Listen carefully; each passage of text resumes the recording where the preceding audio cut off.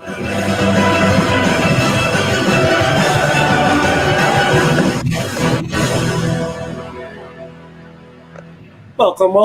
everybody, to episode 9 of My Hero Analysis Beyond the MHA Rewatch Show.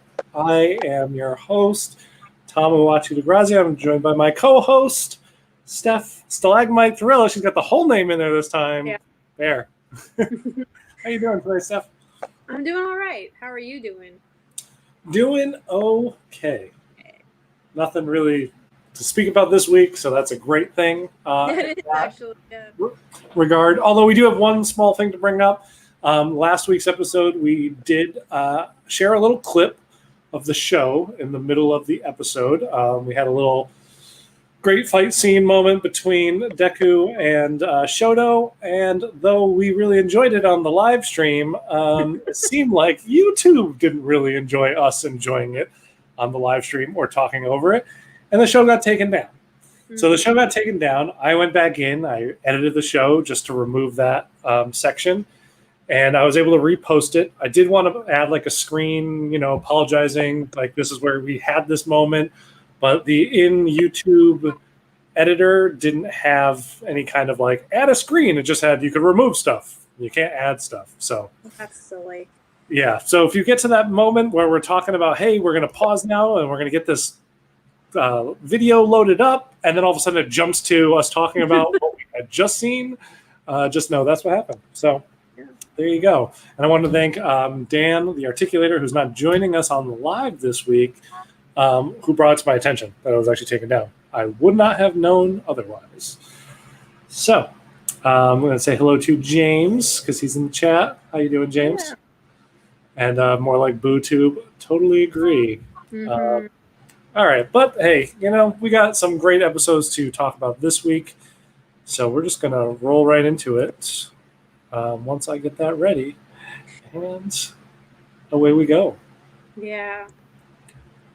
This episode's kind of like the finale of the whole tournament, which leading up to it was more exciting than this whole episode, I think, for everybody, even though Bakugo's in it for me. Like, I was just like, this episode was kind of like, it's about as lackluster of an ending to a tournament as Bakugo feels it is, I think, in my opinion. So. Oh, really? You feel like it's that lackluster? I found it to be very momentous, just in a personal like every person that went into this tournament came out a different person entirely, and that to me is like a really good ending. I feel like this last fight could have been something crazy amazing. It got to a point where it was almost there, and then I understand why, like, that we're going to watch Shoto pull away, but it's just kind of like, I wish there was a little bit more to this ending of the tournament, because they had so much cool stuff going on all around, and they kind of left you wishing for more, which is good, I guess, for next time.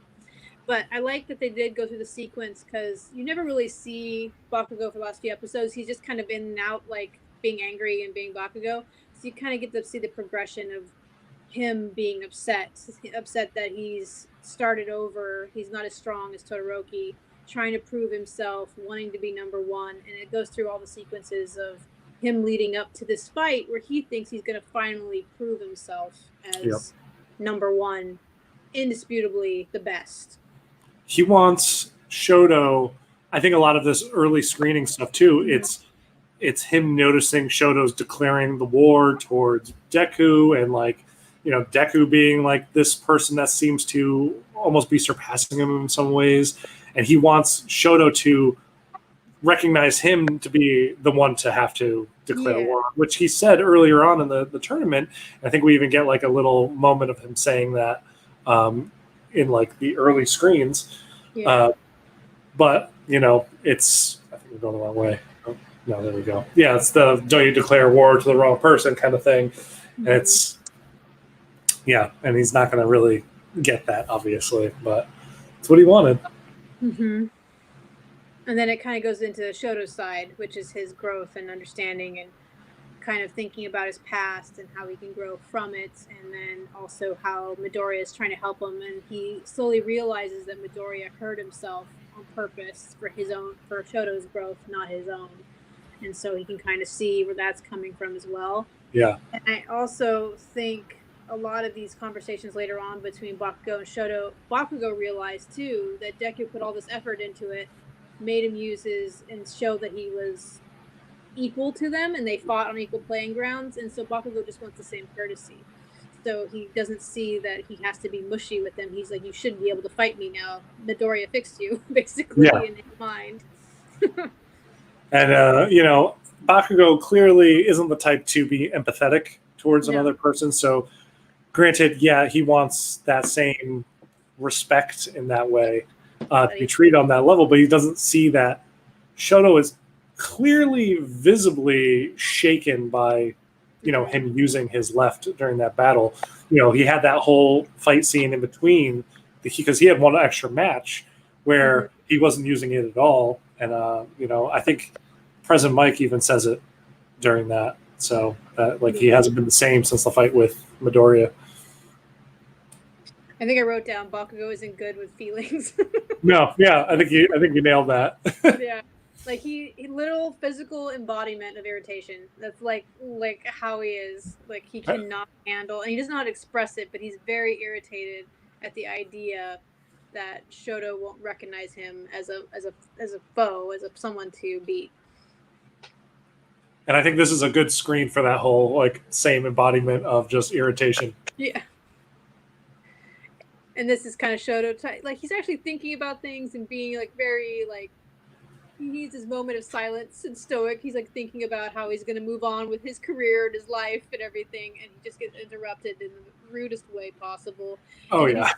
He's like, is Midoriya always been like that? And of course, Bakugo thinks it's annoying. He doesn't think it's something as a good quality in somebody. So he goes back to all these moments in his mind, and he's just like freaking out that he'd stop thinking about Deku. And then he even tells him, he's like, your family and circumstances. I don't remember what he said. I wrote it down.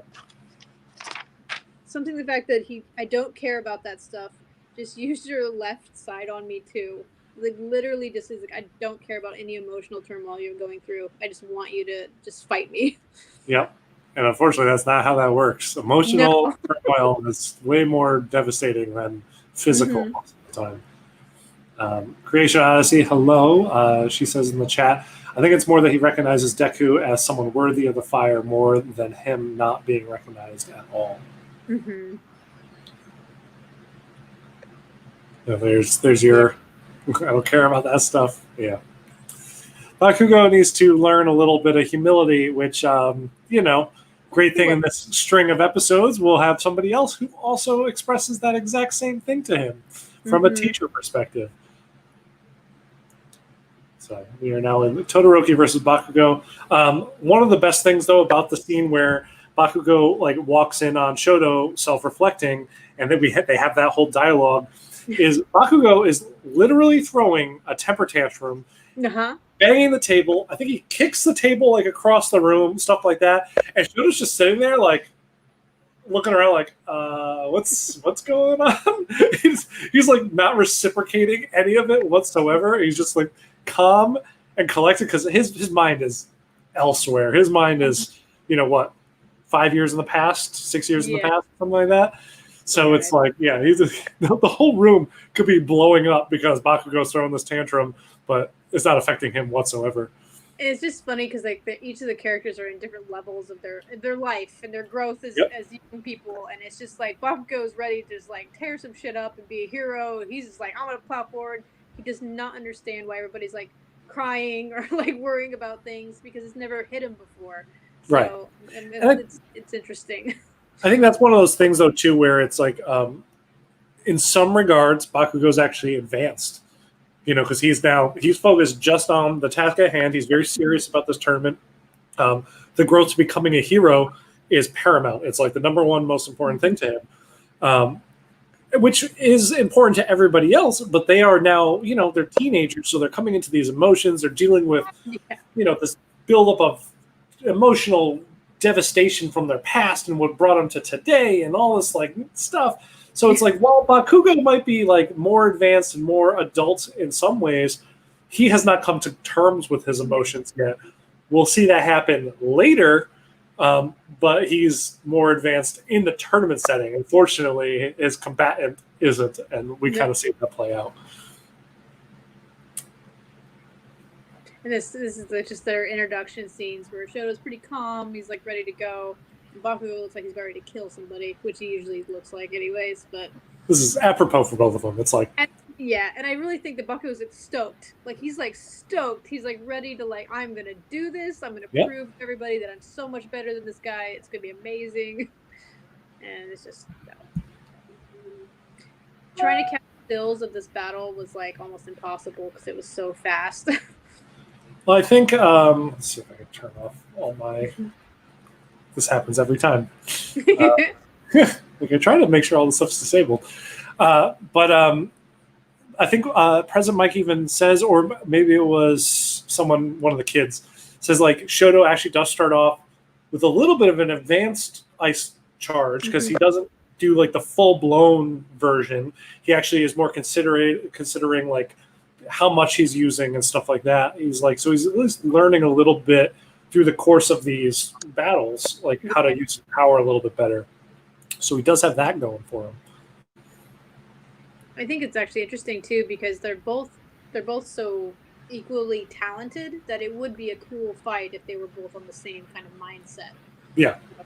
Even this part. I think that kind of plays in with a couple of the fights that we've seen. You know, and it's like, you know, Deku isn't ready yet to be on this stage. I think after the next set that we're just getting right now, he'd be a hugely different combatant on this stage, which would have been great to see. So, like, I think a pure like just talent, as you were saying, though, I think these two are probably the most par for par, and it could have been an explosive big thing. So hopefully year 2, you know? Mm-hmm. And so it's just like them going through, he froze them, and no one can see where Bakugo is, but they can just hear the noises that he's making. And I like how they think it's weird that he can't just, is not going to blow up the entire ice wall. He's going to dig through like a mole. I think it was with his explosions, and they're all like, that's really, really weird. I think it's so smart on his like regard for a couple of reasons. It also like it cuts the amount of field in half. And for someone with like high mobility like Bakugo, like that plays up to his advantage. If like you keep pushing Shoto to a smaller and smaller venue to use his ice, all of a sudden he's going to be confined to a very small area where he's either going to have to use his flame or he's going to get blasted out of dodge. So yeah. Which I think later on, I don't know if I got the still of it too, is Aizawa was explaining all that too, because he's thinking that Bakugo did his homework. He's thinking about how Shoto moves and reacts, and from watching so thoroughly through all the matches. So I did really like this screen though of Bakugo as a little mole popping up out of the little hole. He's like, "Hello." And this part, I was actually surprised I forgot about it, where he is faster, because he even says some people with the stronger quirks don't know how to use precision because they're so used to being showy and flashy and just use the big blasts, which is one of actual Bakugo's talents, is precision and actually honing his skills and trying to be better than just a flash. The one thing I will say though is I was a little upset in just a small way because Todoroki did use his precision against Ida. Like, you know, like as Ida like nailed to the ground, he got a little bit of ice like in that split second before his face got like slammed into the pavement to like gunk up his calf engine. And he even says, he's like, you forgot I could use my ability in such a precise way like this kind of thing. So when this conversation about precision happened, I stepped back from being annoyed by it because, like, again, Shoto is in a different mindset during this battle. So I kind of had to just like remind myself he's not in this fight even as much as he was against Ida, or I guess he just didn't have to be as on top of it because love Ida, but he is not the challenger that Bakugo is. No. So, and that might be part of it too, is because it's just, how do you catch something that's moving that fast, like with precision? You'd have to use both sides. So that's what Bakugo was trying to prove to him. He's like, you have to use your full strength. Work. So I can't remember what was happening at this exact moment. Oh, he's just egging him on. That's what it was. He grabbed him, and I think Shoto just threw him normal, not with his fire at all. Oh, I think he does actually. Like he approaches on that side and try to like get him to use it. I think he's doing it the entire time. He's trying to get that to happen. Yep, and I think I believe Aizawa even mentions that at the time. He's constantly putting the pressure on that side. And I think he even says it's like every time that this kid steps into battle, like he like uses the previous battles as a way to push himself further or something like that. Yeah, it was a great line that really complimented Bakugo. I think later on when we meet his internship person, that he describes his behaviors in the best way possible. So he does. Oh, and this is when Midoriya cheers on Todoroki. Just basically says, "Hey, you can't lose. Like, stop it." Because Bakugo's getting angry. He's like, "You're just not. Why are you even here? There could be other people fighting me right now to be the best. Why are you even trying? Like, it's like you're not even. Your mind's not here." Bakugo does hate this interjection though too. I even think he says like "damn Deku" after this. I actually put down that his damn nerd on this part is in it as a term of endearment because he realizes this is going to make Shoto step up. Yeah. I think it's almost like, okay, I can take this one interruption for right now. I guess it could be seen that way. It's hard when he keeps negging him, even in a positive way. But that does affect Shoto. It totally affects him. Hearing it from Midoriya. It's funny. I think it's he finally realized he has a friend or somebody that like really can share that kind of pain with him too.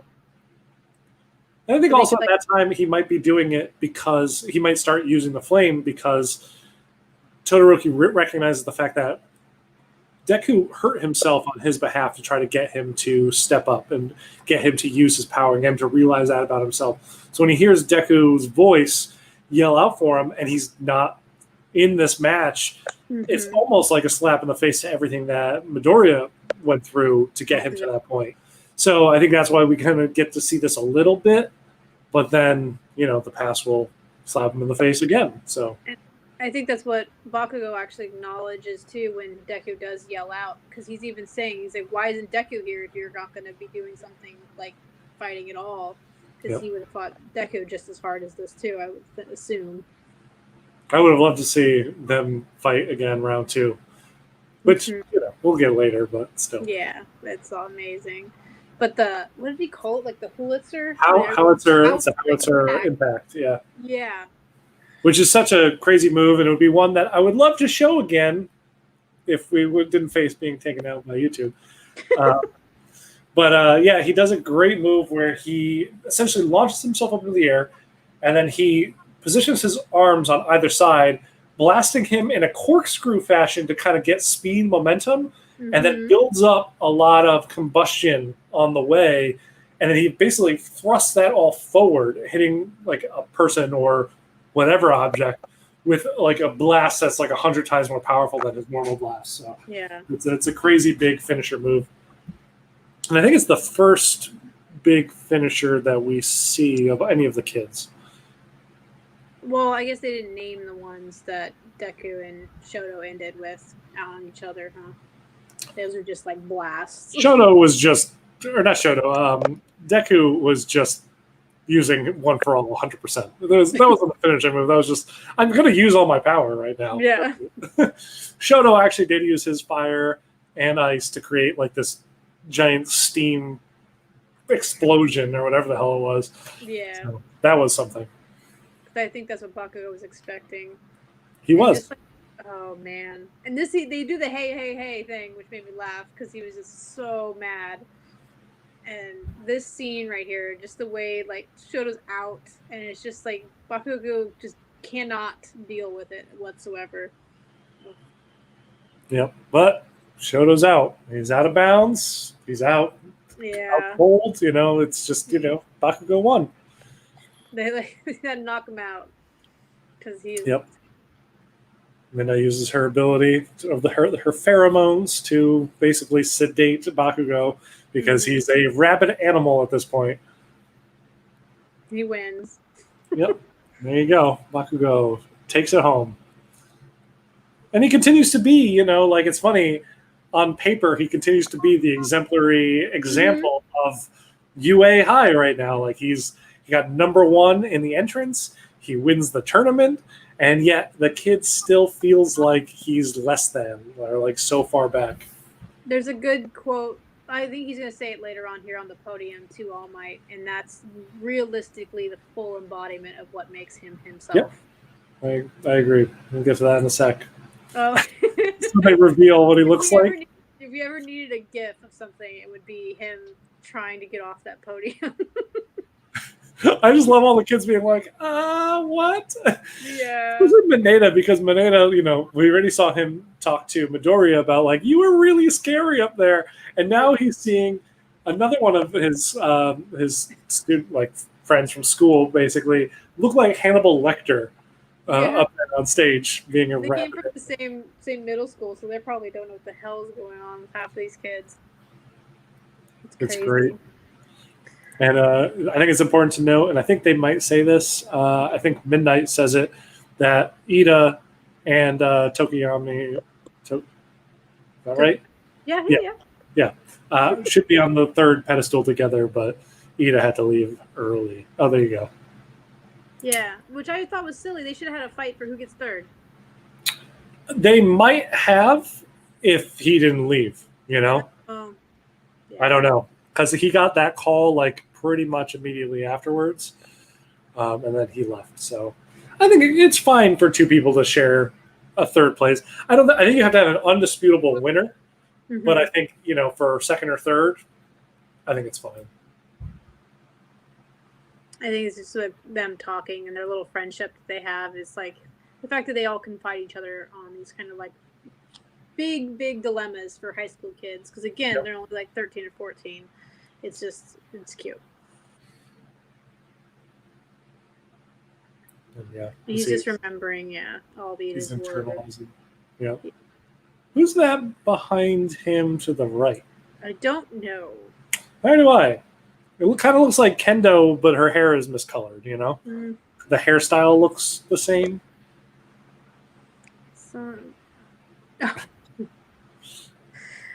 So they introduced who's going to say the winners and give them their medals, and it's like it was flying out of nowhere. And I was trying to figure out why the text was kind of goofy, and I couldn't understand what was going on until the screen where Midnight was actually talking over All Might as he was flying through, and they were like saying the same things, but it was like. I think All Might's trying to like yell that I am here kind of thing, but she's just. I think she pauses in a way that he jumps in, but she just pauses. She wasn't done talking. So when she continues her conversation, he's like trying to make his big intro splash. It was really funny. Creation Ozzy says, this had me dying at the end. Like, how awkward is it to have the number in a class tied down after he won? By far my favorite part. Oh, I get it. The number one person tied down. Yeah, that was great. I thought that was great too. The first time I saw it, I'm like, geez, what's going on?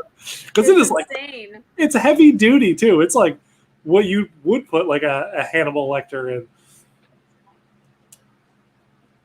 Oh, getting some lights. Wow, it's a disco room in Steph's room right now. It doesn't like to stay on, so. So we have All Might. Super early now, so it's like. It is. I hate it. I hate it. All right. Oh. I wrote down that he hugs them all or tries to. It's super cute. It's like I think it was really adorable. Yeah. Granted, the last person doesn't quite get a hug because they don't want anything. But he also says some great words, Tokiyami, here about how you have an amazing quirk. Your quirk is like super powerful. However, you have to understand that, if you find yourself in a situation where your quirk isn't going to work, you as a person have to be equally strong so you have more options. And I think that's kind of the lesson for a lot of the kids coming out of this tournament and what will propel them in their internship choices kind of going forward. And not everybody takes that, phrase to heart. We see some people kind of stay in their comfort zone, which is fine, I think, because, you're going to get multiple internship trials. Yeah. This interaction was very interesting to me because it's the person that his father hates, and then Shoto hates his own dad, so it's like kind of like worships this person. So it's like very, very, very cute. So it's also we saw a lot of clips of Shoto as a kid, and he's watching All Might and being like, wow, that's the hero I want to be. And his mom, prior to his mom scarring him, was like, you can be that hero. You have the ability to become this. You just have to embrace yourself, pretty much. Mm-hmm. It was just and then they like, this is a little bit too much. So they take the muzzle off of him, which I thought was even more. He must have been yelling something as they were coming up the podium for them to actually muzzle him too. It was just crazy. And so he's just so angry about this first place. He doesn't think it's not worth anything. It's not anything to him at all. He does not want it. He doesn't want anything to do with it. And I love the way they draw his eyes here, where they're basically like horns on a devil. It's awesome. And All Might's still like, his face. He's laughing. All Might finds this to be endlessly humorous. Yeah. And then he's like, here, you need to have this badge of honor or medal, whatever. Think of it as a wound so you'll never forget, because he's trying to speak Bakugo's language. And I thought that was a great way of trying to rationalize the award that he has to take. Yeah. Like, All Might will shove it between his molars if he has to, and that's And it even tells, I think he says, I don't care if everybody in this damn arena like says that this is first place. If I don't accept it myself, it's just trash. He's like, I don't want anything to do with this unless I myself can accept that I'm first. It's just crazy. Yep. Oh. All Might trying to get the entire crowd to say it with me now, folks. And I think he says, you all did a great job, instead of the plus ultra, which is what everybody is expecting. Everybody is expecting. And All Might is like, I just thought they did a good job. Which is very much All Might.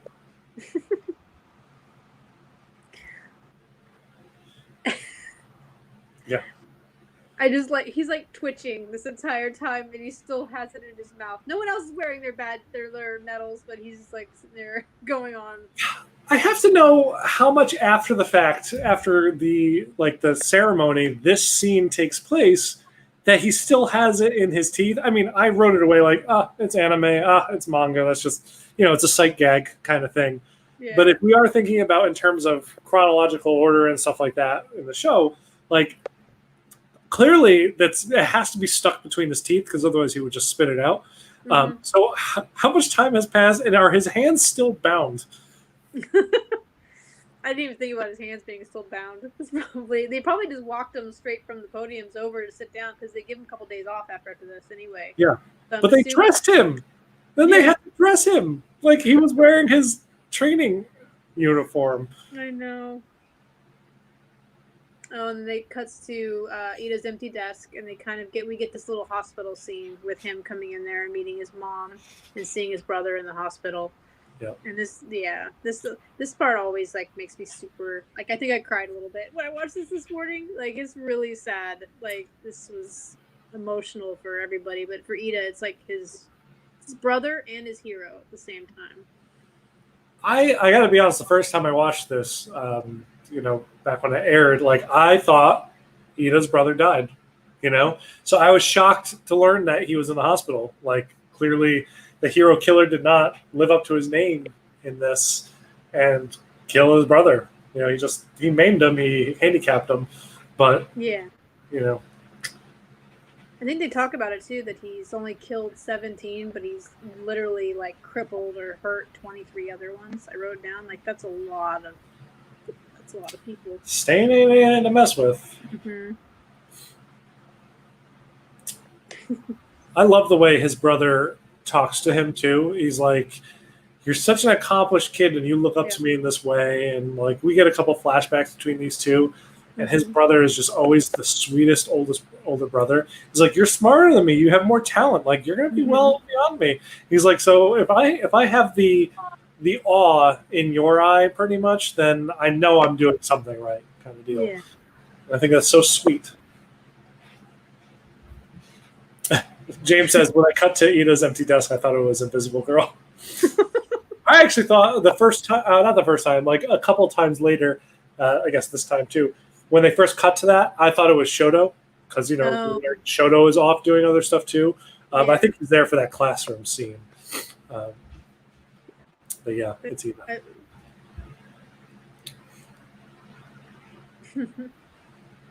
And then this is also cutting to Shoto when he's leaving to go visit his mother in the hospital and finalize what he feels is the next point in his growth, which this is the part that I actually finally realized that he didn't feel like he could win the tournament or move forward unless he finished this little part of this chapter where he feels like she's trapped right now, so he wants both of them to be able to move on before he can actually fully be a hero.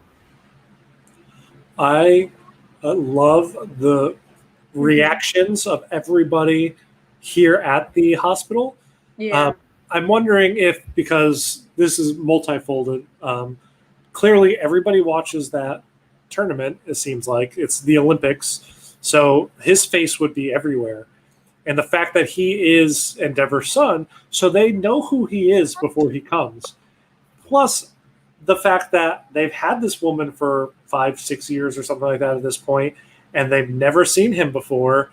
Mm-hmm. So this is a big thing, and they might have on record, why she's there, and it is because of what she did to him. Mm-hmm. So to see him show up, they are all like in awe and just absolutely shocked at seeing Shoto arrive. I found everybody else's reaction to be just as powerful as the scene I was watching. Yeah. This whole part was it was great. It was well done and well thought out, and just even her expression, because she's probably been thinking about this the entire time and feeling miserable about it, and just this entire interaction, because it could go one of two ways in anime. She could be clearly unhinged, or she could be remorseful. So. Yep. And so we end the episode on Shoto acknowledging that it is his starting line. And I like the trope of the whole starting line thing being, we get to figure out where everybody else is in their journey by when they say it's their start line. And this is Shoto's now. I think his is the last. I think he's the last person to actually declare it as such. Mm-hmm. Although Kirishima, we might get a Kirishima one later. But yeah, I think it's great. Beautiful. So, with that, what was your favorite moment from this episode? I am gonna have to say it's Bakugo when he's fighting and he's really, really trying his best to make Shoto fight him, and he's actually showing Shoto and showing even Deku's actually visually seeing that he wants that competitor, that he wants that person, and actually acknowledging that in himself, that it's not the tournament, it's not the glory. He could care less what the people think of him. He wants to internally see himself as a hero. Yeah.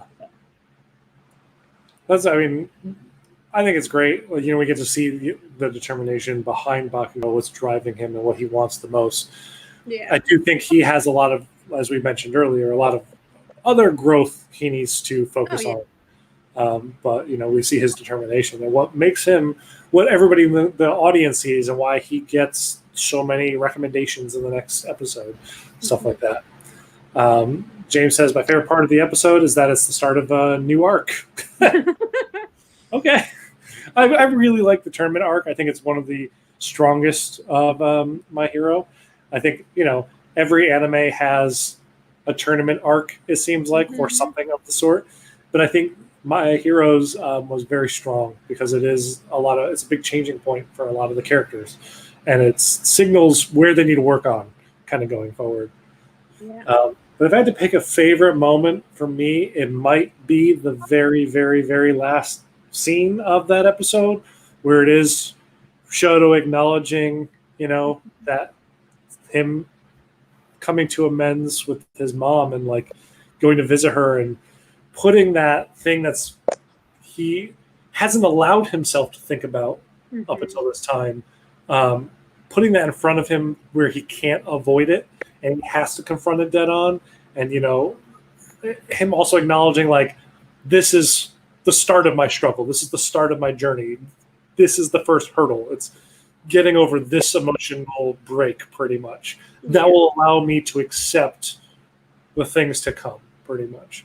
So I really like that. Also, the first time I saw this arc, I was coming out of it being like, Shoto's my favorite character on the show. He's the best thing in the world. Like, oh my God, what emotional journey I've been on these like 4 or 5 episodes with this one kid. It's crazy. And this is such a huge final moment for that arc for him. I also do really love Bakugo muzzled up and in chains on the podium while everybody's like, what's going on? That's great too. Yeah. James follows up by says, it was a good arc. It's just where the show pops off. Yeah. No, I agree. I mean, the next arc is my favorite. We're kicking off into my favorite part. So why don't we jump right into it?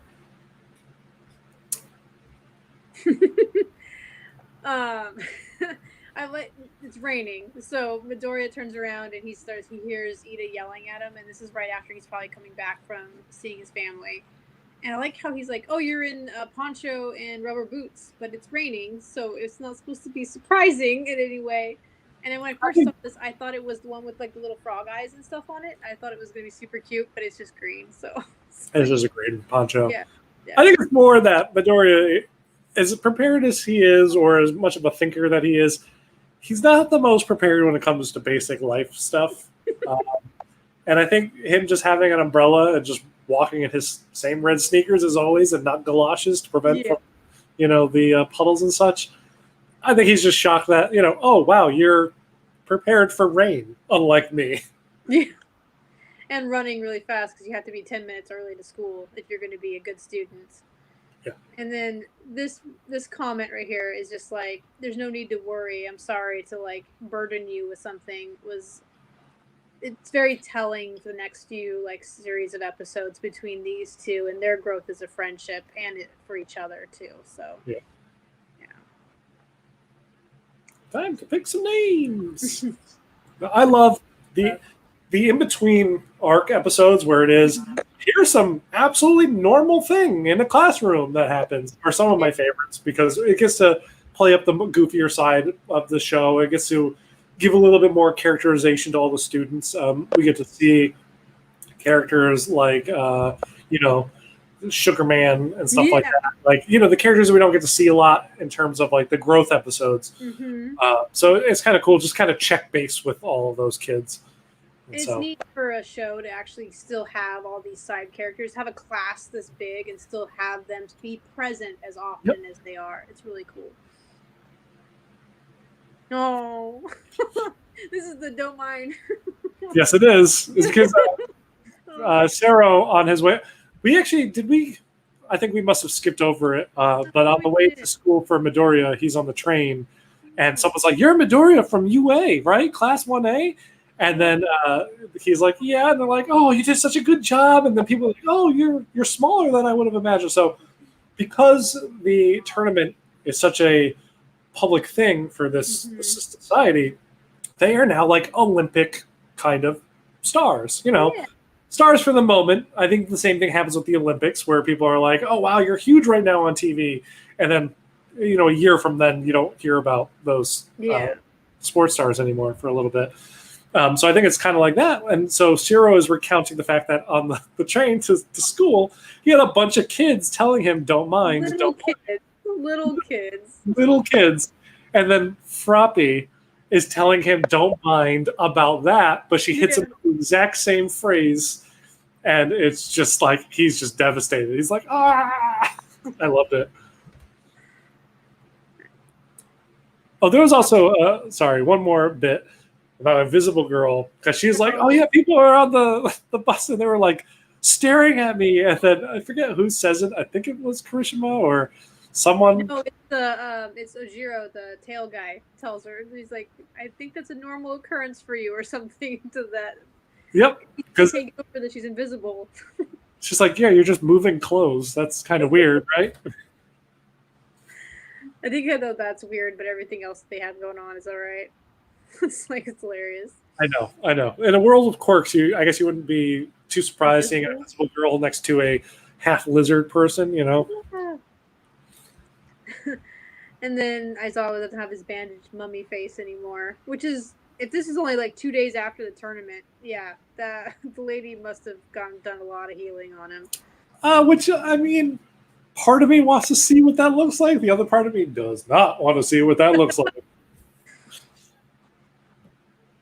Oh, and then he announces there's something that they're going to do today, and everybody's reaction is like, is it a test? And then like Kirishima's like, I don't know anything about quirk law or something like that. Like it's something like super hard.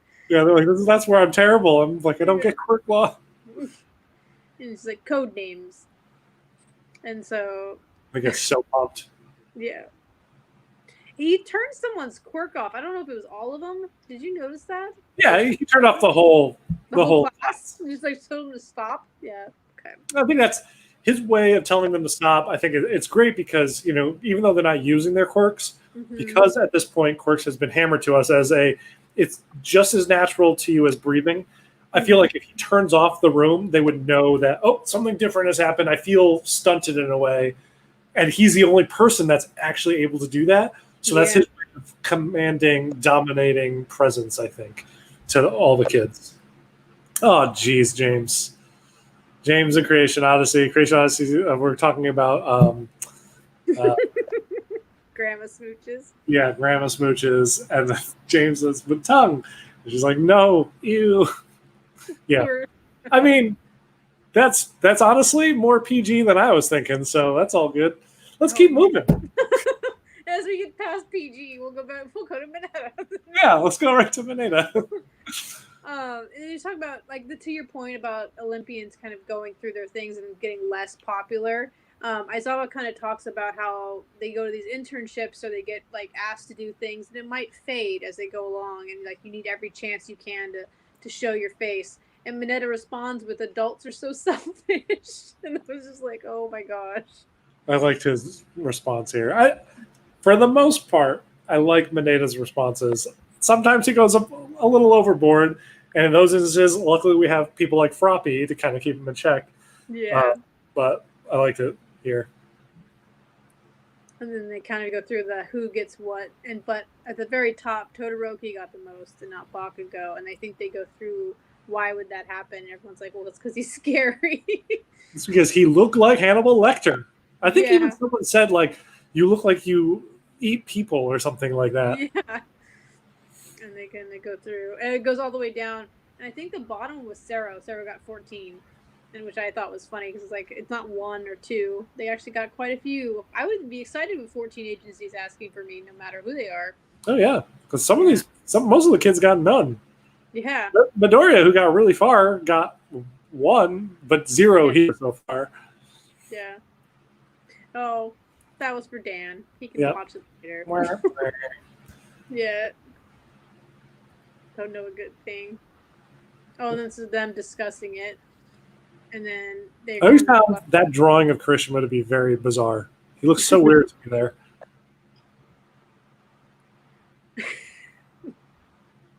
I just can't handle it. He's like, why are they scared? He's like, yeah, I think he's proving their point right there. Yeah, this is so ridiculous. Oh, and then her shaking him and him just being like, okay, yes. I love their friend. I love Deku in them as well, but I don't know, these two are just such a cute pairing as well. And then Deku, I think at this point realizes, oh yeah, Mineta's shaking him. Midori, you didn't get any. This is probably because you're super creepy during this entire fight. Yeah, they were terrified of how damaged you became. Yeah.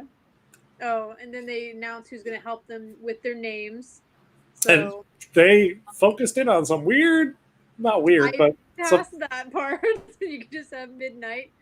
I think it's worth bringing up. That's why the reactions are like this, because what we're seeing is what these 3 boys, I believe, are staring at walk in the room. And so we are seeing certain body parts of Midnight come in first before we see all of Midnight. Yes, but I believe Midnight focuses those on other people as well. Oh no, that's 100% her doing. I mean, like I said, please read Vigilantes. It's a sidestep manga. It goes into the history of Midnight as one of the side characters in that, so you can see her in UA and her whole philosophy behind being a hero and why she dresses the way she dresses. It's in there, so there you go. I'm stepping off my vigilante soapbox for the moment. There you go. And then Aizawa kind of goes on why he's not doing the naming thing, and it kind of goes into like his little past about how he got his name. And I love his hair in this too. This was like my favorite little flashback because he's adorable in this. Just the way he looks, like he has not really changed. Their whole dynamic between these two in this is just perfect. He just like names him, and then Aizawa's is like, "Oh, okay, that'll work. Sure, yeah, sure." Because he even says he's like, "I don't want to be on the news, so I don't care what they call me. Like, I can be called anything. It's fine." But I love how Eraserhead even says he's like, "You don't want me helping with this. This is not my strong suit. I didn't know." But that's why we got that flashback. And then this is they have to Midnight wants them to come up and present it, so they have to like say it out loud. And I like how he was like, "Oh my god, that's a big deal!" Like they just fought in front of millions of people, like showed off themselves. And saying their name in front of the class is going to be a hard thing to do. Public speaking, man, it's harder than public performance, I think, So we have the very first attempt. Yeah, they said who's going to be first because they're going to be super brave. And it's Oyama. Who do you think is going to be the most showcasey person? He's the shining hero, too. It's very cute. I like how they all come up with I made this hero. Yeah. Enter in what it is afterwards. It must be a way to do it. You can't stop my spark. He had to like explain a sentence. Well, he says the sentence, and it's written in English because he says it in English. That's why he defines it for them, which makes me wonder how it goes in the dub.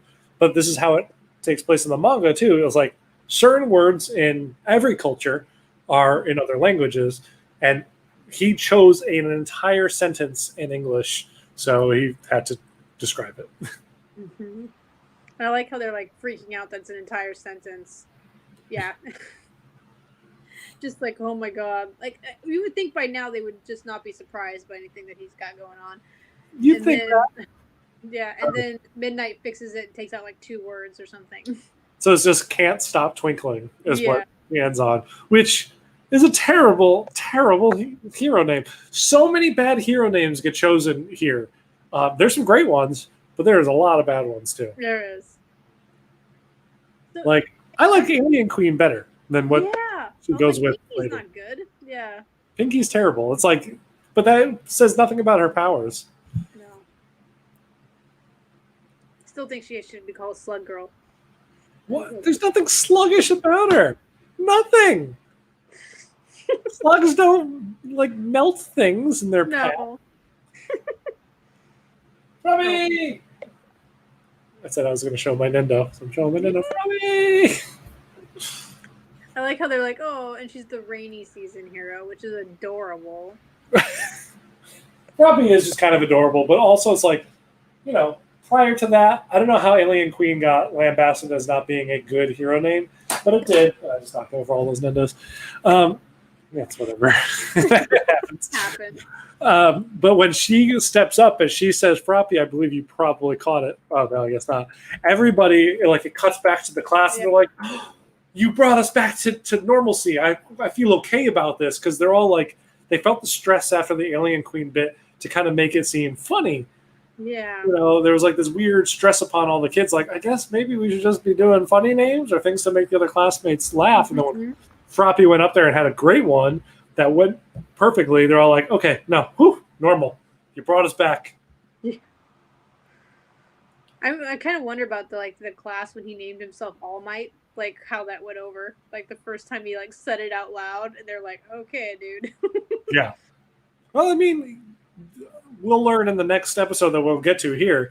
Toshi did have all of One for All from the moment he got his power. He did not have to train his body. His body was able to handle it. So he probably showcased ridiculous super strength, and people were like, oh, All Might, I get it. You're super strength, Yeah. It's crazy. And then the next one, this one was really good too. I always like the sturdy hero. Good. We're going to go back to the chat for a second. Sleepy Giant says, dude, Alien Queen. Creation Honesty says, Alien Queen is the best. Still waiting on my Nendo Frappy from Tokyo Otaku Mode. I'm guessing it probably is held up just like Steph's is. Yeah. Yeah. And I think Alien Queen was taken some movie from the 80s or something. I'm going to guess you're just being cheeky and just don't want to say Alien. Yeah. Yeah. All right. This Alien Queen is a cuter, though. Yes, she is. I think, I think she can come up with something with acid in the name or something like that. But anyway, moving on. Yeah, Red Riot, I think he has a great hero name. Mm-hmm. I think the reasoning for it is equally great. I don't know if I got yes. Yep. Yeah. And his hair matches too, which I thought was adorable. Just like how Midoriya tries to match his mask to All Might's hair. Yep. Kirishima, I think when he says like the hero image I'm going for, he means the entire package from top to bottom to name to hair dye product. I think Midnight finds it adorable. She finds all of it adorable, but she was like super impressed by his like old school knowledge of heroes. She finds everything adorable except for Bakugo, I think. Oh, and this is like Midoriya trying to remember like how he named himself, and I wish you could like catch the little guy like trying to like bounce and think about it the entire time, because it's typical like little kids like listen to me, I'm so stoked, this is the best thing ever. And like the gift that you posted in your story for the show tonight was him yelling Junior after she says All Might Junior, and he's just like because he yells the last word after every name she said. I love it. So cute. This whole interaction was hilarious because he's so excited about it too, and he's like, I don't know what to call myself, and he's like, oh, you're talking about like Hemingway, like I'm gonna be like a poet, like super cool, like that sounds smart. And then she's like, no, it's because you're the yay. But also it's like I never expected Kaminari to have this knowledge about Hemingway. He's got some random facts sometimes, I don't know. I know, but it's like, okay, you got some intelligence on you. All right, cool. Yeah. She hammers him. I think these two as like a pair are always kind of cute because she teases him all the time, and she gets really upset when he flirts on other girls and stuff. Yeah, it's an interesting pairing. I love hers. Your phone Jack, very clear to the point. It works. I'm for it. Tentacle works. I'm glad they explained this too, like the octopus thing mixed in with the tentacles. So I didn't I was like, okay, he just spelled tentacle different, but she's like, by the way, this is what happens. Yep, it's again that little bit of English and Japanese fusion in a certain way. His is a great one too, cellophane. I like how she's like nice and simple because they just call him simple all the time. It's like hilarious. Yep. It reflects your body, which is 50% your giant muscle tail. Yep. Tail man. Works. That tail is gigantic. Like, because just think, that's not the biggest part. It starts the biggest. So his ass must just be an entire just tail coming out of it. Like, how big is that thing? Like, Jesus. That's it.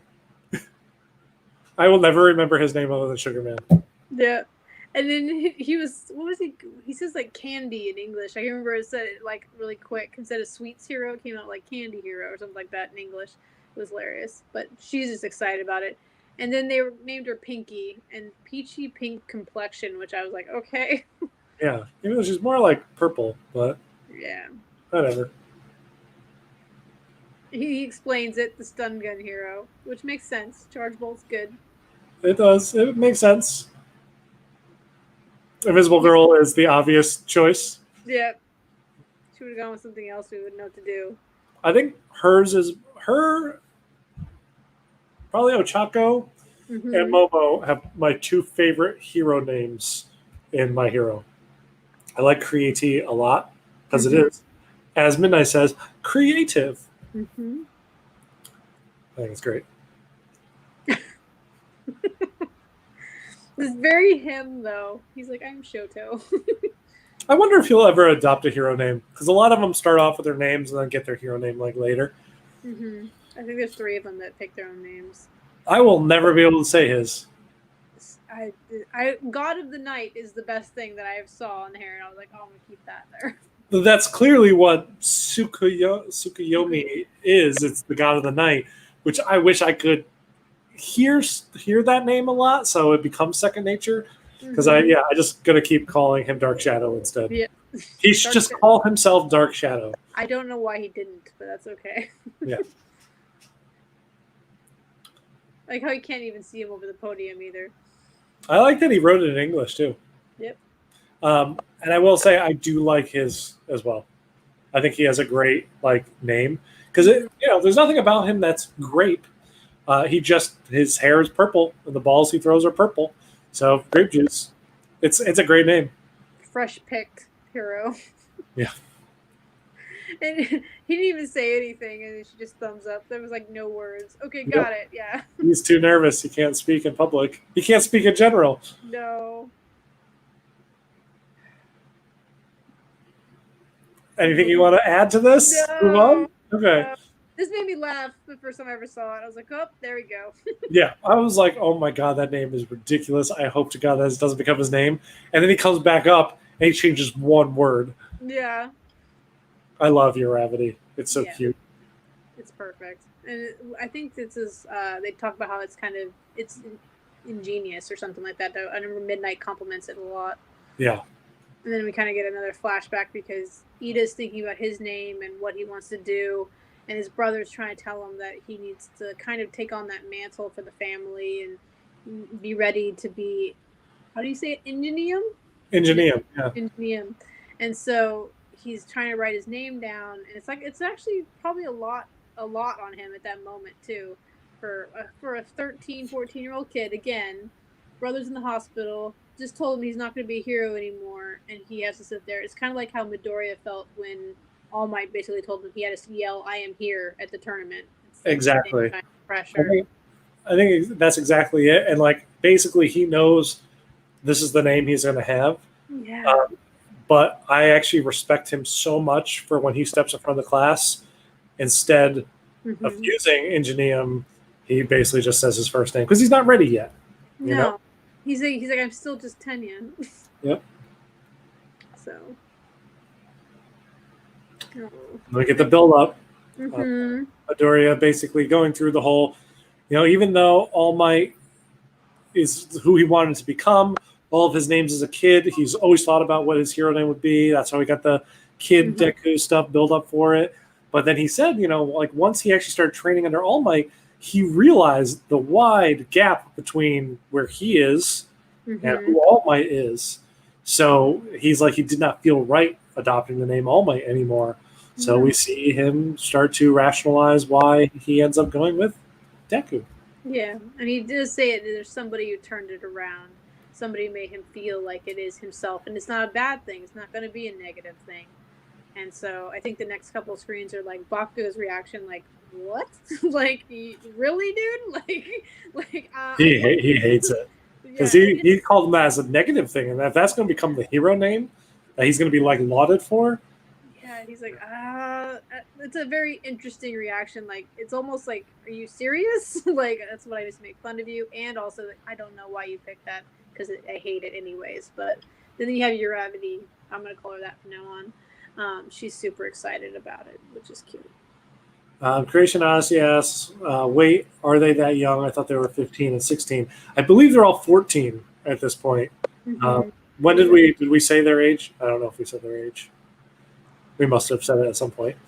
But yeah, I'm pretty sure because they're coming out of, this would be their sophomore year of high school for us in America, which would be, 15 then. They'd be 15. Anyway, moving on.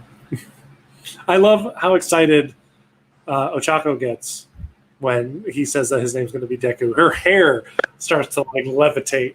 Yeah. She gets it. It's cute. And I like how those the class even stops. Are you sure? That doesn't have to be your name, dude. Yeah, they're like, you're going to be called that. You might be called that forever. Yeah. Oh, this is his reaction to finding out that Deku got his own Internship. Yeah, his own request and who it was from, and just like the immense. I don't know, like Deku calls it fear, but I almost think it's almost like disappointment in himself that he has to take responsibility for what he's not doing as a teacher.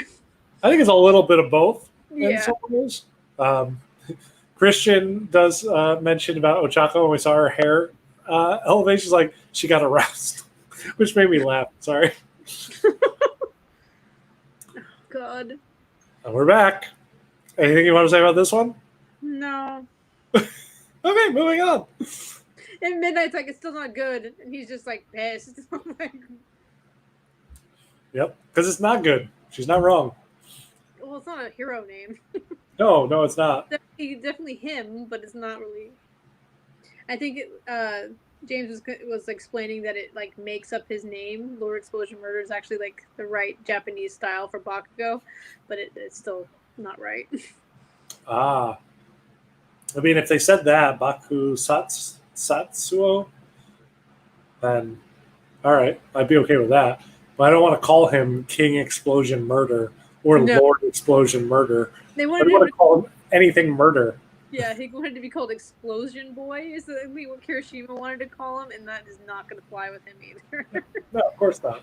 Also, I don't think that any of them should be taking names that's like, anything boy at the end of it or anything girl. I guess Invisible Girl is fine, but boy definitely denotes young child, right? Like Superboy is not Superman. No. That's why he's Tailman, not Tailboy. We're going to go with that. They kind of talk about picking your internships and knowing what's going on and like who you want to be or what you want to work on and actually thinking about it. And just like how if you worked with 13, you're going to do rescues and that kind of thing. So really understanding what you're going to be as a hero before you make your decision. Yep. Or picking on what like areas you want to work on. Or you could be Mineta and just go who you're attracted to as a hero and, Well, it's his hero. It's his favorite. So yeah, because he has posters of her on his wall. That's why. I think the muttering happens just as much as the angry kanjis for Bakugo. I realized. You wait. So it's the same kanji? It's thing, but when they do these screens when Bakugo is getting angry, it's like the same kind of like. Look. Oh yeah. Yeah.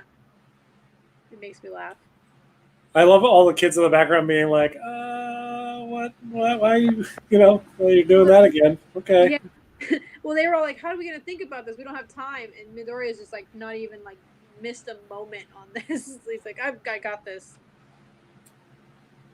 I love that she chooses Gunhead's agency. Mm-hmm.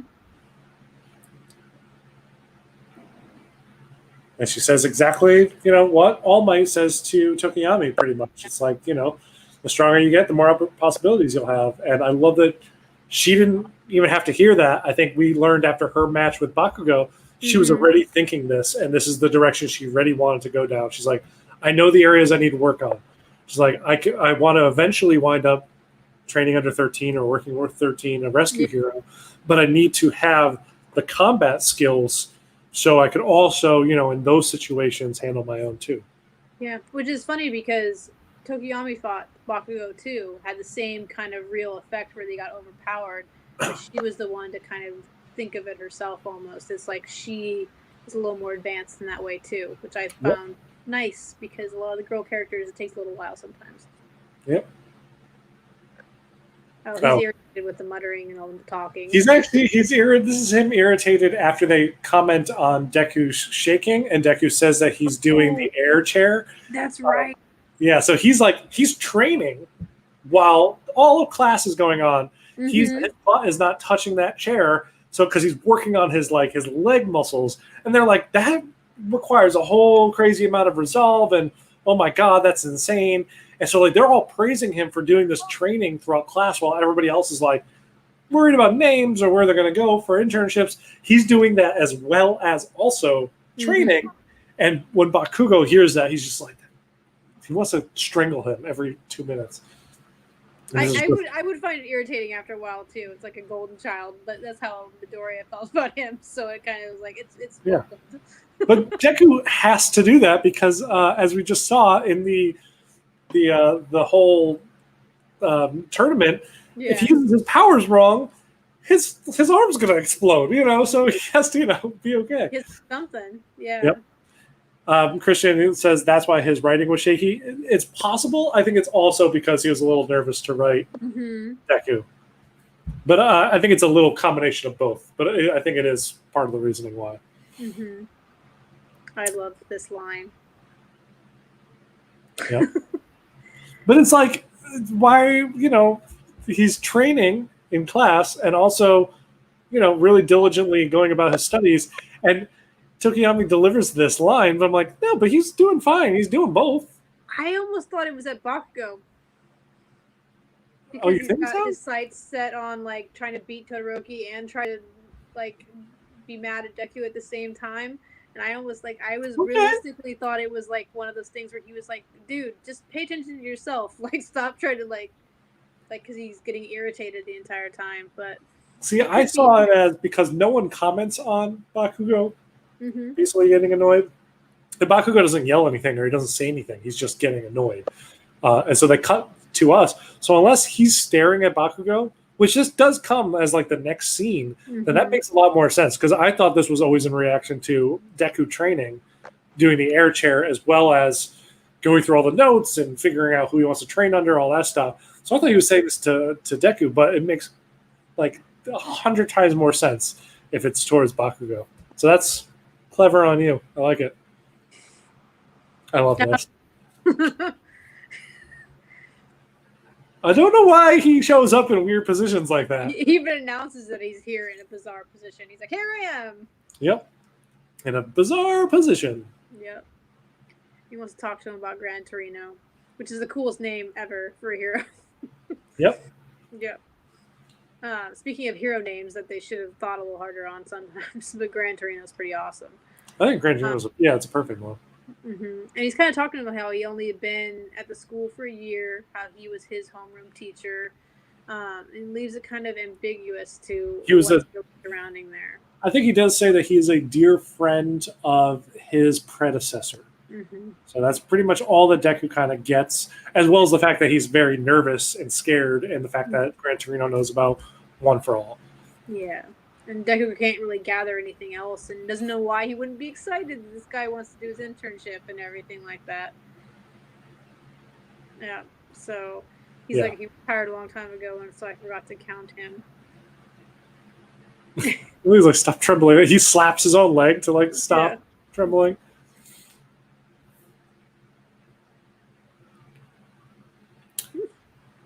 Baku Shinchi. I like that. Ground Zero.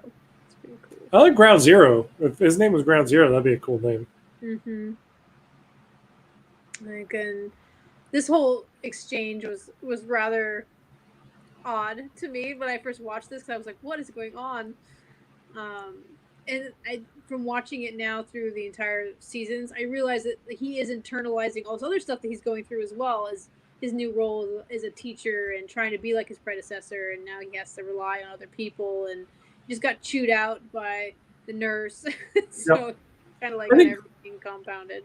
I think also at this point, which is funny that Deku didn't even like think about this while in class, but All Might, before receiving this letter of from Gran Torino that he wants to train Deku, I think All Might assumed that Deku was going to be doing his internship with him. You know, like he was going to be taking him through, and he would be continue his training because he feels a responsibility. But when he's like, he finds out that Gran Torino wants to train him, he's like, well, I have to present this to him. So, you know, he could choose to train with Gran Torino, or he can continue training with me, kind of thing. And, you know, Deku is just really excited to train another person that trained All Might. You know, that's a big thing for him. And he trains with All Might all the time anyway. So, you know. And Deku's never one to waste an opportunity, too. So he's just like, I get to train with another hero. Like, to him, that's the craziest idea that ever existed. And, and this is, I think Aizawa was reviewing them all. And then we find out that Tenya's first choice happens to be in the city where the incident occurred. as well as it's not even a good agency. So Aizawa was kind of like, that's a little odd. And Yeah, it's like I could have sworn there was better agencies that wanted him, yeah. kind of thing. Which is so sad because Manuel comes up again later, and I feel bad every time I see him. I was like, Aizawa said such negative things about you so early on.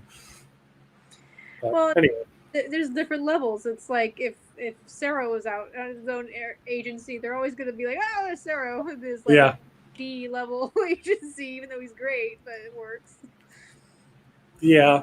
There's an Aizawa manual thing that happens later, though. So I'm like, yeah. Anyway.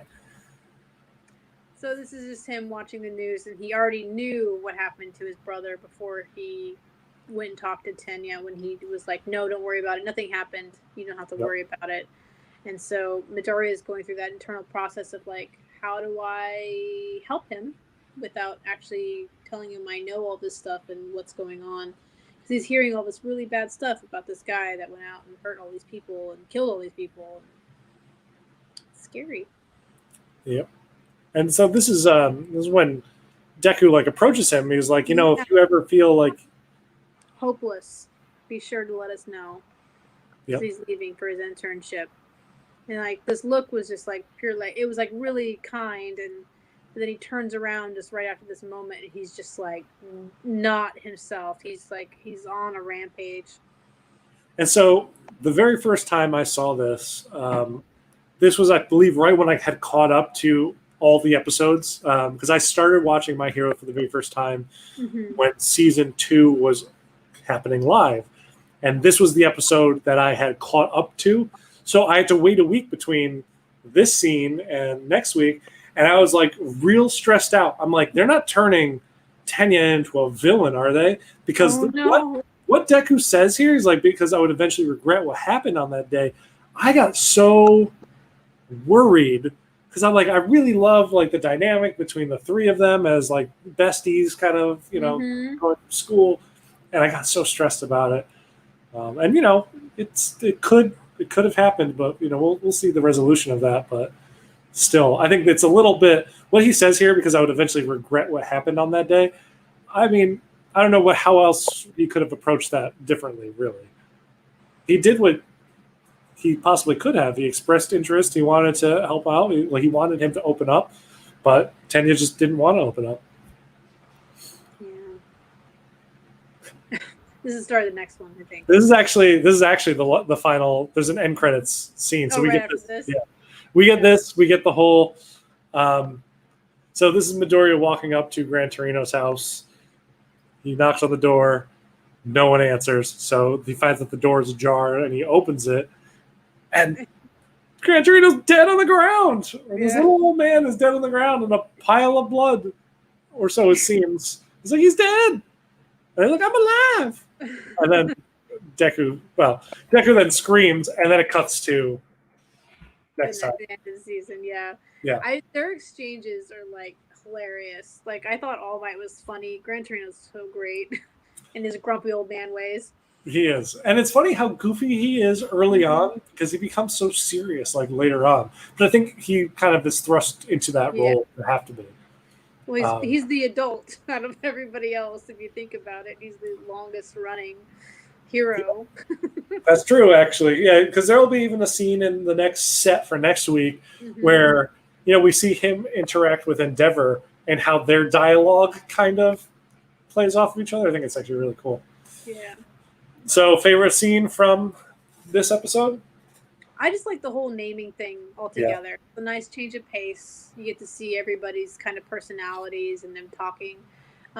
It's better than everybody crying about their past for a little bit. It was nice to have some sit-down time and like show them where they're at and what's growth, and like still have some comedy here and there. So yeah, I kind of feel the exact same. It's like I can't really choose a specific scene, because it really is like, it's the levity after the seriousness of what we had just gone through with Shoto's journey and like all the other kids, their growth and whatnot. It was just kind of great to see a little bit of normalcy in terms of the kids again. So, Yeah, so James even agrees. Like my favorite part was definitely the name gang. Yeah, Gran Torino Yoda. The very first time I saw him, I was like, "That's the exact same vibes I got." And I think he said it was definitely an homage, and I completely agree with him. I think that's exactly what they were going for. They're like, he needs a Yoda, the goofy one that you think that isn't serious until he's dead serious. And you find out that he is real good, and there's a reason why. Creation Odyssey says my favorite part is Bakugo getting turned down not once but twice. I think that's great too. So let's jump into the third and final episode of this set, which starts off with my favorite of all of the intros, which it's the new intro. Yeah. So Robbie no Haida or something like that. I forget the name of the song. I like this part though, where they do the animation towards the end, and he just puts his hand out and it lights up for this. Yeah. I think they must do an intro for Bleach as well. I have a feeling because it's the same kind of vibe. Oh, okay. And so, because they have some good intros for that show too, but this one's definitely different than the tournament and all the pumping up and everything like that. Yep. But I like the back and forth between All Might and Midoriya, and like they have like the kind of foreshadowing a little bit. So. Yeah. Yeah, this is it's such a good one. The song is one that I listen to quite frequently. Yeah, I like it a lot. So I think I somehow went off. There we go. Yeah, he is, but he's so not. I mean, I think he is in certain times, but then he kind of puts it aside to use his power. Yeah, why would you be carrying a string of sausages with ketchup all over them unless you were planning on falling on the ground and pretending you were? He was planning to eat them with sausages. He wants to eat the sausage. He likes ketchup on a sausage. You can't blame a guy for eating ketchup on a sausage. Yeah, but like it's not on a plate. Like he's just carrying. What was he supposed to eat on the floor? Come on. He didn't have a plate. He just had his hands. Gross. He said he was carrying the plate was broken under him. Oh, okay. I missed that part. I thought he was just carrying around the other food. Right there. There it is. Yeah. Broken plate, ketchup, fork, and the sausages, which look like his intestines. Best part. And I like how Midoriya goes into like mom mode. He's like, I gotta call him. I let him know this man is not okay. His state of mind is not all right. And while he turns around to do that, digging through stuff. Just like Yoda was like checking out like R2-D2 and messing with him. Yeah. In Star Wars, it's like the exact same thing is happening. He's like, "Ooh, this is a good suit." Ooh, and he's like messing. So Gran Torino, up until this point, is just messing with Deku over and over again. Like, who are you? Who are you? Like feigning that he has some kind of, I don't know, mental handicap or something. Like that. Yeah. Which I don't understand that game unless he's just trying to be personable in a way. Yeah. I think he's just trying to see how his character is. Like it's like kind of like. Later on, you'll get other characters that have those little tests with Midoriya where they're trying to see if he's real, if he's like okay, because All Might's so great. So he's trying to see if I'm a crazy old man. What are you gonna do? Yep, and I think he handles it well because he doesn't want to let him down, but he does want to call All Might to be like, you understand the state of this guy, right? Yeah. Christian says, I love how tall he is in flashbacks, and Creation also says he's super tall in flashbacks. I love that. I love like. This must have been like 40 years after all that stuff. Not quite, because, it's All Might's journey pretty much from high school till now. So maybe like 20 years, I think. Yeah. But boy, has old age just shrunk this man. Because, he's tall and falls in flashbacks. It makes you think about how tall the nurse used to be when she looked back, like how long she's been and what's going on there, too. So I wonder if we'll ever get a flashback of her. Yeah, it'd be cool. I remember this was, I think he was trying to get him to use One for All and do all this stuff. And he's like talking to him, put on the suit, do this stuff. And he's like, I think he starts yelling that it's no good because he wants to train somewhere where it's going to be useful, where he can learn and do all this stuff. And I think this is prompting Gran Torino to use his powers. Yeah, he thinks that at this point, because I think Gran Torino even says again, who are you at this point? Because he thinks that finally, he's starting to kind of come around. maybe he was just messing with me. But he does it again. So he's Yeah. like, it's so good. This guy's crazy. I can't use my power against him. And then Gran Torino just zips around the room and goes apeshit on him, which is great. Six there. Yeah. This Even, look. like, No, go ahead. no, I was just like, I love his powers. Like, it's like the coolest thing, just the force of everything going on and just the way he moves around. Like, he doesn't even need a cape, but his outfit's amazing for everything that's going on. Any flying character, and I think Gran Torino, though it's really like jets that kind of shoot out of his feet, he doesn't really fly. He just zips around super fast. I feel like they need a cape just so it flows in the wind while they're doing that stuff. Plus, also, like you said, he has a great costume. I need a figure of Gran Torino. Oh, yes. Like, need one. But there's a great like look that he gives after he like lands like that and damages his own wall, which I'm shocked that he does that to his wall.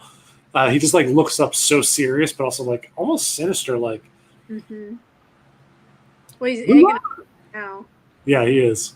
Yeah, I think that's the next scene that I got where he was just like, just like completely like, and he did his homework too. He's like, I didn't just invite you here. I watched you. I know what's going on in that mind of how you do things and how you destroyed yourself to like use your powers because you obviously don't know what you're doing. Yep. No, he even says like I think he delivers like one of the most important lines that Deku has to hear here is like, you are treating One for All like it's more special than it is. Yes. Like, it's, and you have to imagine, just like Bakugo said during the tournament, it's just another muscle. Your power, regardless of what your power is, it's another muscle on your body. It's not like it is, I don't know, a fancy sports car or something like that. It has to be treated a certain way. You have to think about it in different ways. And I think he slowly starts trying to get that. And then he's worried about hurting his apartment. Like, he's so sweet. Like, it's just like, there's not much room in here. And, like, what's going on? But also, this is when we get to see Deku's new beta suit for the first time. Oh, yeah. And what's great is, like, when he's taking out of the box, we get to hear, like, a little voiceover of the person who puts it together for him. And I like how they're describing it. They're like, oh, we really hope you don't mind these upgrades, but we actually think it'll be really cool. And like, the inflection that the letter that came with it is just it's so perfect, and it's such a cooler suit because I mean, the last one his mom made, it was a homemade one. And I like how he calls it the beta of his mom's suit because it's like it's still his mom's suit, but there's just more stuff added to it. Yep. Well, it's a completely different material, completely different color, different everything, but it's the same general idea. I love it. So now I want a figure of old Gran Torino. Yeah, he made the best Nendroid ever. Oh, see, I want a full size. I want so I have my Deku, Revoltech Deku, and I want a tiny little Gran Torino that's super posable as you go around with them, so I could pose them with these tiny little flying zipping poses and stuff. That would be really cool. I want a Nendo too, but he would be the same size as all the rest of them. That's my they're a little bit shorter. Yeah, but I mean, okay. Let's talk about this for just a second. All Might should be a lot bigger than Deku. And yeah, he's bigger, but by like a centimeter. Yeah. Yeah. Deku should be like here. I don't think they make them that big anymore. I don't see. I'm like looking at my Nintendos. I'm like, I don't think I have one that's larger. Because even like we have the Titans from Attack on Titan, and he's the same size. So yeah, that's the problem. That's all. All right, I'm not ready to stand up. Nor am I going to try. I'm just going to lay them down now. No. Although All Might stands really well. All right. Anyway. Call it Nindo Beyond. Totally. This line. This is after he kicked him, right? To kind of show that he means business. Yeah. He's starting to trying to fight because he wants him to use his powers to kind of see what's going on. And in my mind, I'm thinking, he used to fight All Might. He knows what it's gonna feel like. It must have been I think he wants to know how he uses his power, though. Yeah. Because All Might, like he says, was able to use his power full strength from the beginning. So it's This kid is using his power very differently, and it's having disastrous effects. So we're gonna have to figure out why. Or you're gonna have to figure out why. And then he like turns around, and I remember like the line before that. He's like, "Oh, you have some analysis. You have some brains in there coming and moving around. Okay, cool." And you kind of get to see how smart Gran Torino is, and like he is the full package. Knows what stuff's going on. He's teaching him a lesson while kicking his ass at the same time. Yep. It's crazy. Oh, from the get-go, he started training them from the moment before Deku walked through that door. Mm-hmm. I don't for a second think that his whole carrying the sausage thing was 100% in earnest. I think he wanted to show up and be the dead guy on the floor for a reason. I don't know what that reason is, but I feel like it's part of his jokey testing nature. Yeah. And yeah, he's testing Deku here, who has great analysis and great prediction of what's going to happen. But he's like, Gran Torino realizes he moves too fast for anyone to predict. So he has to know how he can act instinctively. Deku doesn't show that yet. No, because he doesn't have any instincts yet. Well, he does, but not like Yep. a lot of people.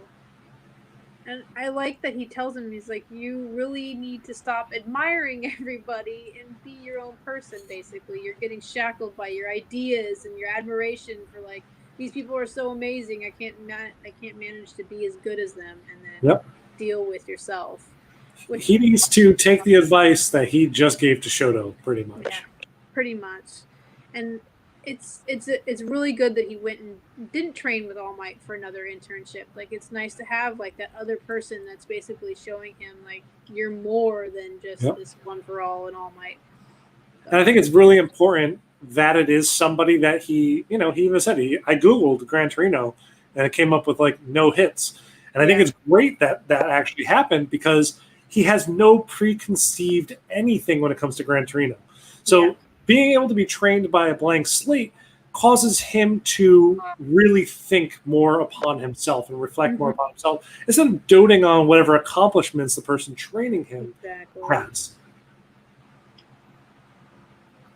It's kind of nice too. That makes a good point for Aizawa too, because he's not a public figure. There's not as much knowledge about what he does and what's going on. Yep. So that actually makes him have a better relationship with him too for later on.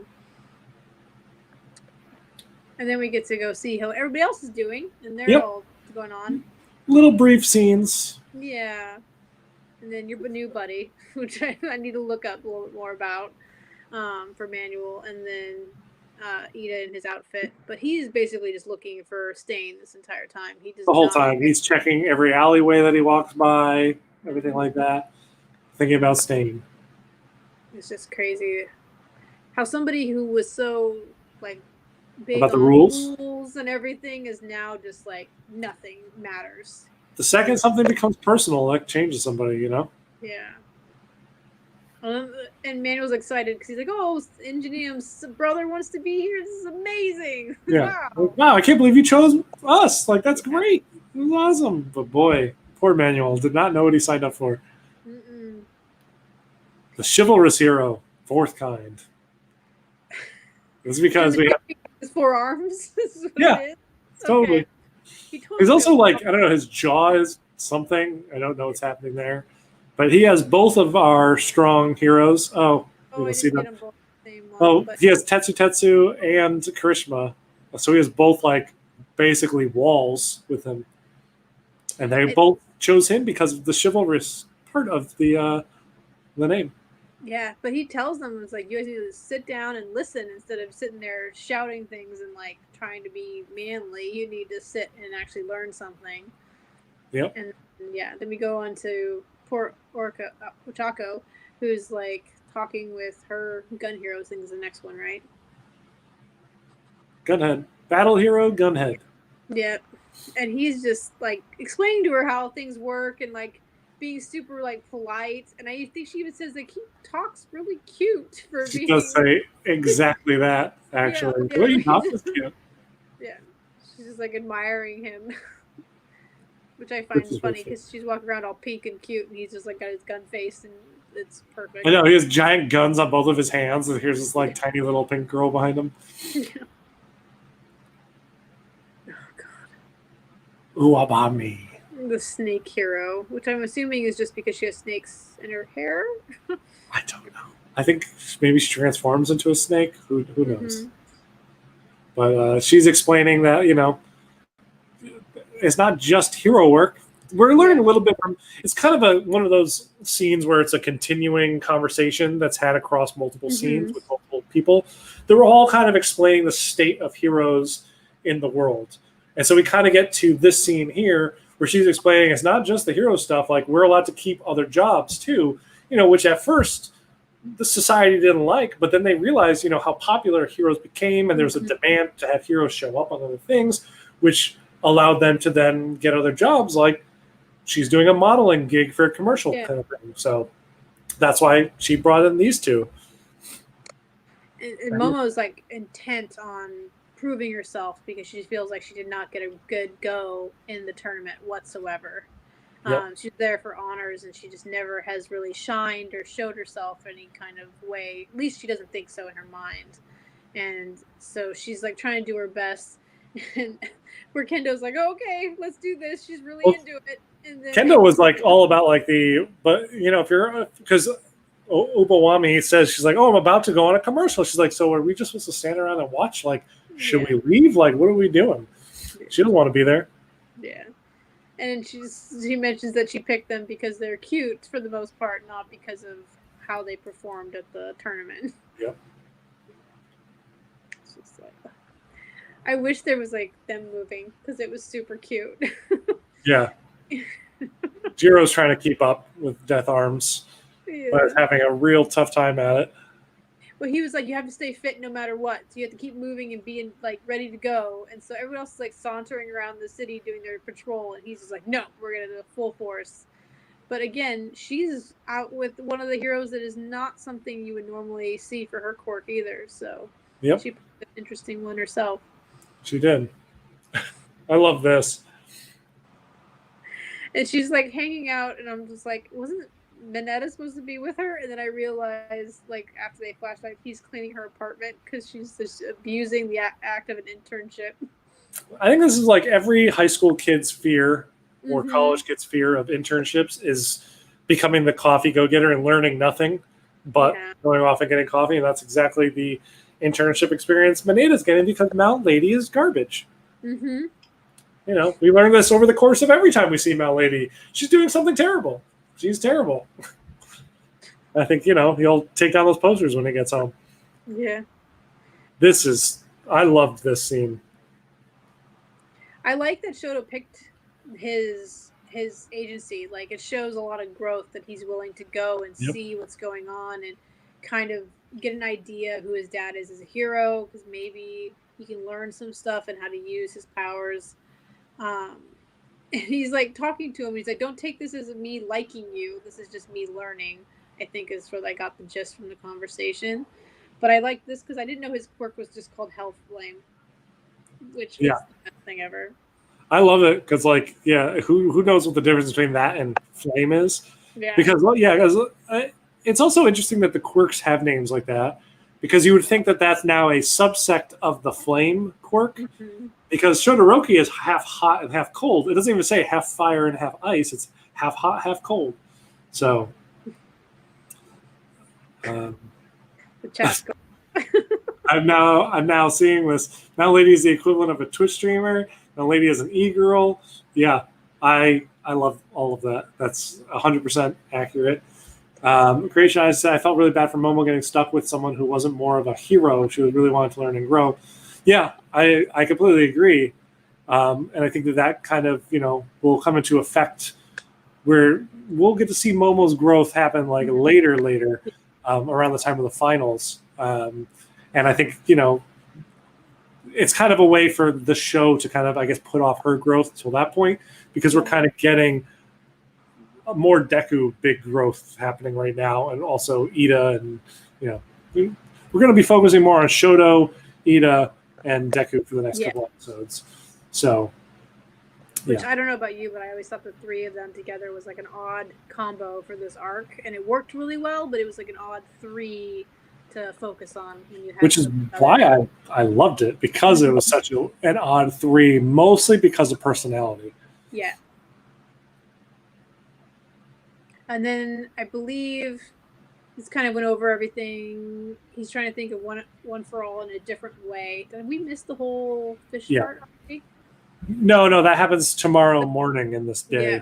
This is, though, when he's cleaning the apartment, not apartment, I don't know if it's a house or apartment or whatever, Yeah. he's discussing to himself about not using One for All properly, and he's been thinking about, using it in one spot, and he needs to start using it a little bit more evenly, but he's not quite at the takoyaki part yet. Okay. But he's still thinking about using it differently, and he needs to, focus on a different way of thinking about it more of a muscle, trying to use it in a way that's more second nature rather than concentrating, okay, move it from my hands, now move it to my feet, now move it to my hands again, move it to my feet. Yeah. And you have Gran Torino, who was out shopping for food, because he landed in his sausages and whatnot, and he came back, and he's standing outside the door, and he hears Deku internalizing this stuff to himself, saying it out loud. And he's, he even says, he's like, oh, Toshinori, you actually picked a really good kid, huh? Like, this kid's something special. I could tell because he's picking up on this stuff faster than I would have expected. And so Gran Torino goes to sleep. Deku decides, well, I now need to put this stuff into practice that I've been thinking about all day. Yeah, he needs to try it out and try to figure out what's going on. I like how he goes boom, boom, boom. He like says the noise when he says for jumping. It was super cute. He's like, that'd be pretty cool. I'll just go doot, doot, doot, doot, like in this alleyway. I love it. This is one of my favorite scenes just because it's like, it's that whole wall jump thing that's in video games. And I'm like, man, I would love to have this ability to jump from wall to wall to wall. And, Deku thinking, again, like video games, it has a lot to do with it. It's like, okay, you look like, do this stuff. And he even starts thinking about, I believe in his head, he has a moment where he thinks about Bakugo jumping over him, changing direction in air, and his mobility. And he's like, if I can start thinking about better ways to use my One for All, I could do that too. Yes. Which I think is a lot of the point, too, for when Bakugo was getting upset, was that he has been practicing and honing this and all the work it goes into that, and no one is recognizing any of that. And everyone's sitting there just like, that was part of the frustration, I think, is that he's like, this is something that you guys need to be working on. You have big flashy quirks. You have really cool things. Like, why aren't you trying harder? Yep. So, but Deku is, and I think that's the thing. And that's why he's annoyed with him. And so once working on it. The very first jump, this reminded me so much of Spider-Man 1, the Tobey Maguire movie. Yes. Geez, wow. My brain is like, that one. The old movie from 2000, where he's like swinging and he hits the wall the first time. It's like, I don't know, it's perfectly that. And I think it's like, he jumps, he hits his face, he jumps. He doesn't get it at all. He just keeps slamming his face into the wall. He's trying to explain it. And then he's like, if I hit too hard, it'll go snap. I was like, and then he'll fall to his death, basically, is what he was trying to do. And this, like, his interpretation of like hands and feet was very well thought out, but it was very odd about how you're going to land, because it looks like Gran Torino, the way he was hanging on the wall, and I was wondering if that was part of his vision. I think so. I think it was 100% that, but he was thinking, all right, start with it in my feet, then I have to brace my hands, and then again have it in my feet, and then maybe then add it to my hands and feet so I can jump off the next one. He's still thinking about where he should put the One for All in between each jump, and that's part of the problem with this whole thing. This is the next morning. Yeah, this is when Gran Torino's like, what happened to you? And he's like, oh, I got a little too caught up. He's up probably all night jumping around in that alley. He scares off a bunch of passerbys. They like trash bags come flying out of the city out of the alleyway, and like people are like, oh my god, go away, he's crazy. Yeah. It's great. And then he's trying to explain. I don't know if I missed him when he's like walking all cute because he like wants to eat the takoyaki for breakfast. This is like super adorable. But this is also talking about how he used to beat up him, and he had the power during that time, and like not beat him up, but he used to go flat when like trying to train him because he needed fighting skills. Yeah. Even though he could use One for All, he was still in need of a little more. He said the one thing that Toshinori had going for him was his body. because he was able to use One for All pretty much from the get-go. So his training was more, I believe he just called it practical. And that's why Midori was like, oh, that's why All Might was terrified. Yeah. Because he used to beat the crap out of him. Yeah. It's just funny, his interpretation. Oh, and then he talks about the predecessor a little bit about what's going on and how she's no longer with them. And he's like, oh, I didn't know that happened. And Gran Torino's like, really? Like, you don't know this history yet? Like, what are you doing? Yeah, All Might has not been spending enough time telling him about One for All at all. And it's stuff he's going to need to know for everything to come. So I think that's where this starts to happen. I believe, we'll get a little bit of Gran Torino chastising All Might at some point. Oh, yeah. I like how he's like, for some reason, it broke yesterday. Like, he landed on it, didn't he? Yeah, he smashed it himself. But he expedited. That's overnight shipping of that microwave. Like, he's like, Hey, I mean, you got to train this kid somehow, and he likes his takoyaki, so. Yeah. Oh, yeah, his little tapping. I love that. Kid, like, just like, oh, wait for the microwave to go. And I think this is the part, I don't think I got the plate and everything that he talks about how they're still cold because he didn't put the right size plate in the microwave so it didn't spin. Midori's like, I don't have the spinning type. I don't even think about that. And then he realizes, like, the takoyaki is me. So you had a live stream with Eva, and you guys were talking about takoyaki, and I said, it's Deku. And you're like, what? And I believe you even said, like, Tom will use any excuse to bring up Deku in conversation. I'm like, no, I was thinking about this scene exactly. I'm like, the takoyaki is me. That's Deku. He is the frozen takoyaki. The little fish things are like in everything. That's like a normal like Japanese treat and everything too. Yeah. But I've never seen them microwaved until I watched this episode. Usually they're like at a stand at some festivals and stuff. But yeah, now I get your comment too. But that live stream was a joy on every end for anyways. I can't remember what I was gonna say on this part, but I liked it. And that's all that mattered, was that he's comparing himself to food out of the microwave, and so for his own powers. Oh, I'm saying takoyaki. Yes, James is right. I'm putting the K in the wrong spot. Taiyaki, I believe is how you say these fish sticks. The octopus balls is what I was actually saying, even though in my head I'm spelling it right, but I'm saying the wrong thing. It's fine. We're going to move on.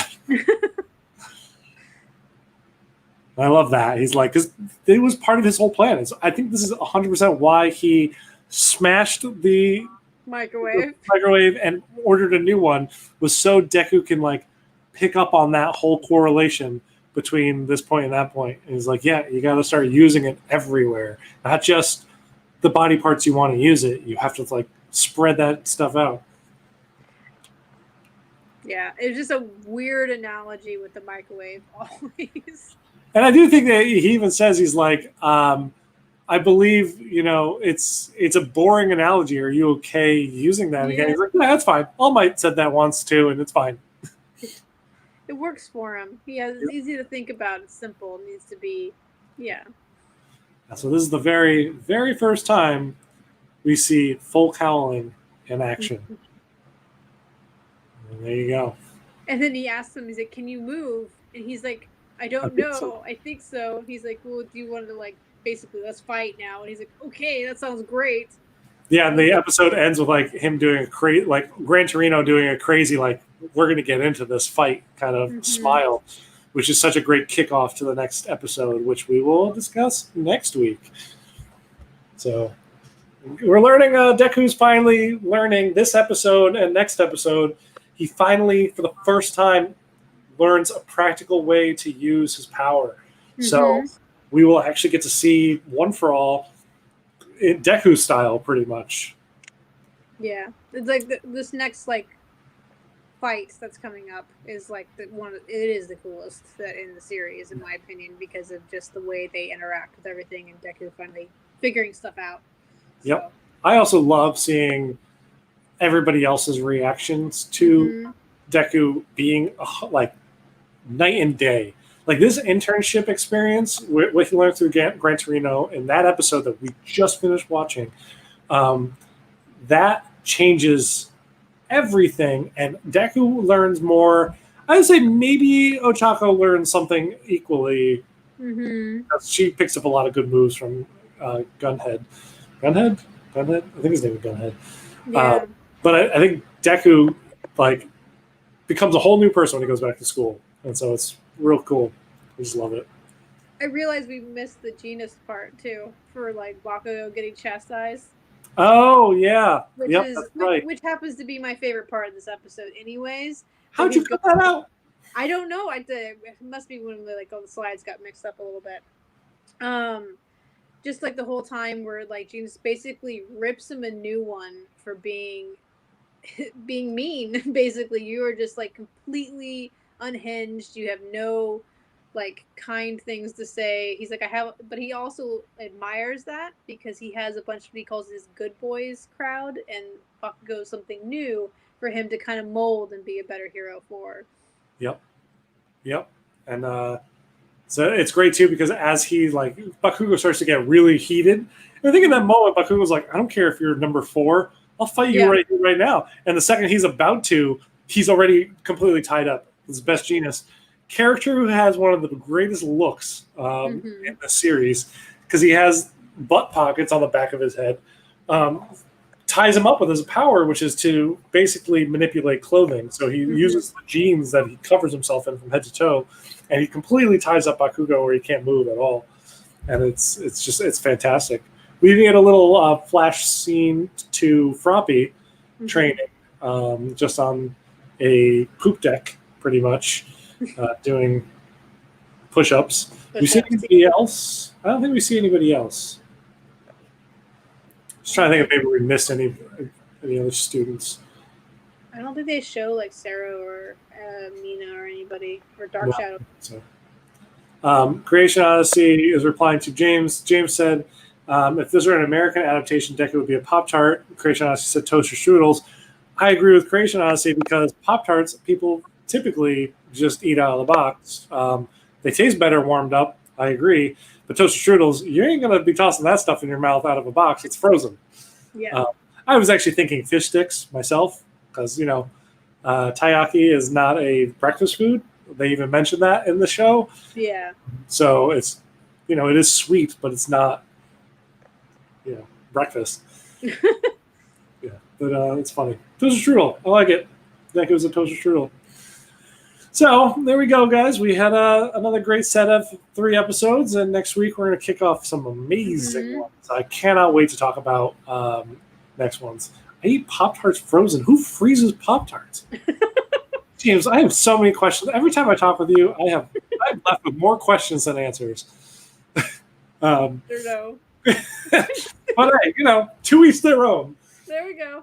So, all right, guys, thank you guys for tuning in. Hopefully we don't get kicked off YouTube this week. I don't think we showed anything that will get us kicked, so it should be good. And, we'll see you all next week. Later, everybody.